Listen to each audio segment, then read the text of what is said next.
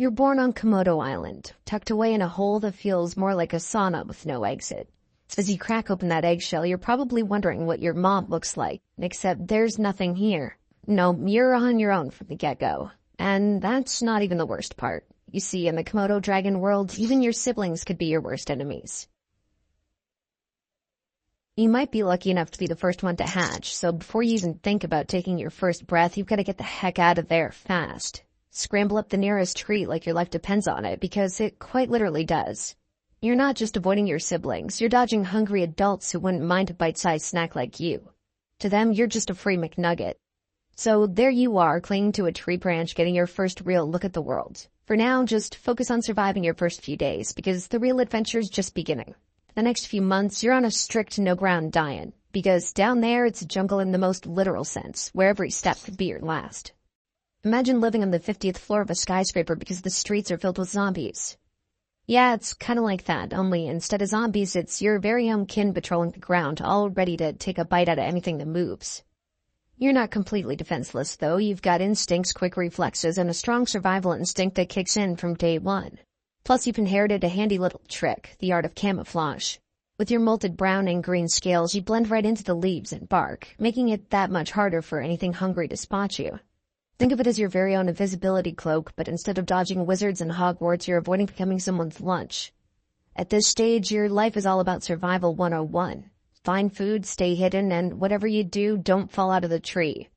Your diet's about as varied as a college student's during finals week. Whatever you can scavenge or catch, from insects and small lizards to the occasional bird that's too slow for its own good. Every meal's a victory, and every day you avoid becoming a meal is an even bigger win.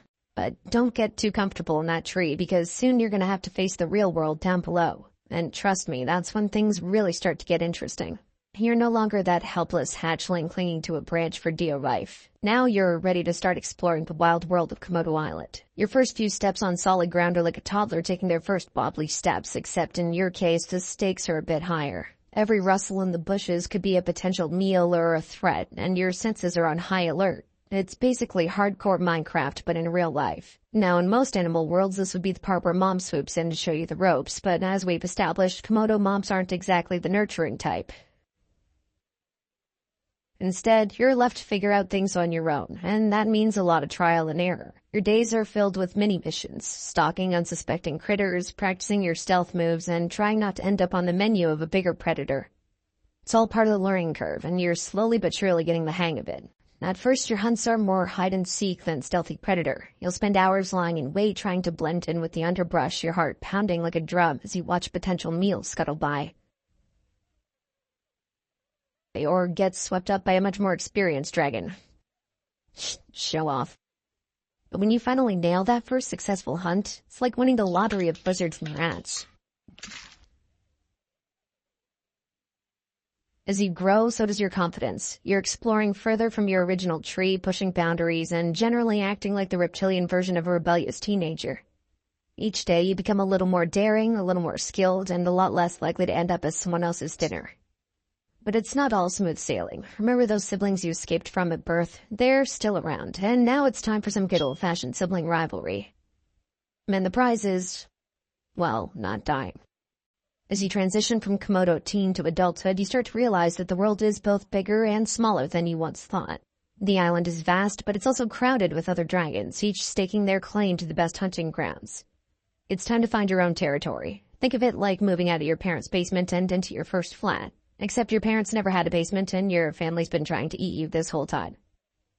Finding territory is like trying to score the last available seat at a sold-out concert. It takes luck, strategy, and probably a scuffle or two.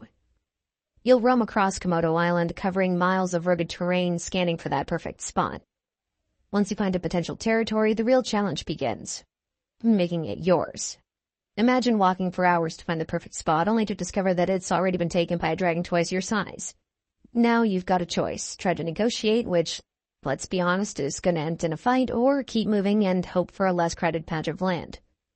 Now that you've got your territory, and congrats by the way, it's time to settle into the daily routine of a full-fledged Komodo dragon.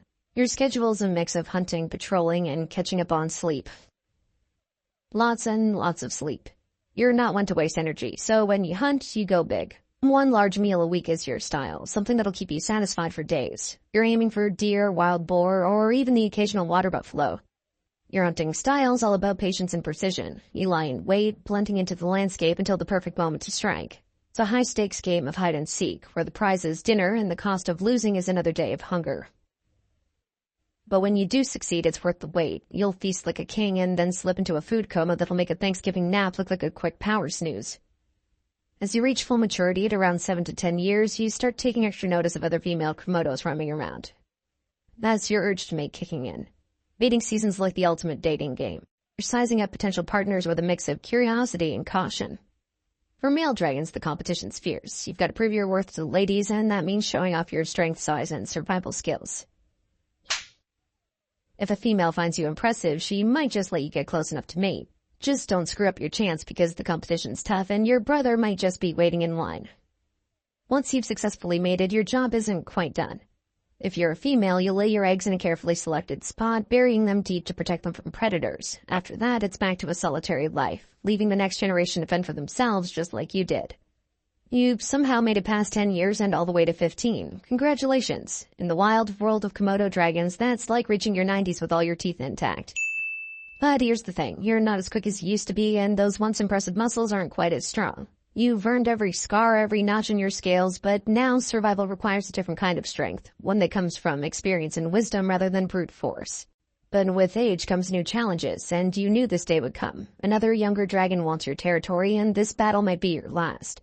The young dragon's eager, strong, and even reminds you of yourself when you first went out to get your own territory. Hey, it might even be your own son. Who knows? Komodo dragons aren't exactly great parents. This fight is different from the others you've had. Although you're older and wiser, you're also more vulnerable. Your opponent's fast, relentless, and every blow feels a little harder than the last. But you're not about to go down without a fight.